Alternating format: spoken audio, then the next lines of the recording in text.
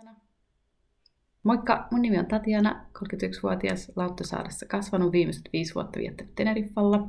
Mun kumppani on espanjalainen psykologi ja me ollaan yhdessä järjestetty Teneriffalla hyvinvointiretriittejä.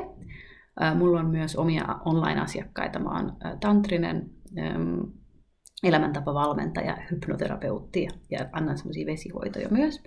Ja nyt mä haluaisin tulla julkiselle sektorille myös integroitua näiden opintojen kautta. Mun vahvuuksia on se, että mä oon matkustanut tosi paljon. Mä oon liftannut ja ylittänyt Atlantin valtameren purjeveneellä, ollut paljon vapaaehtoistöissä erilaisissa retriittikeskuksissa. Mä tuun erilaisten ihmisten kanssa juttuun ja mä en säikähdä pienellä.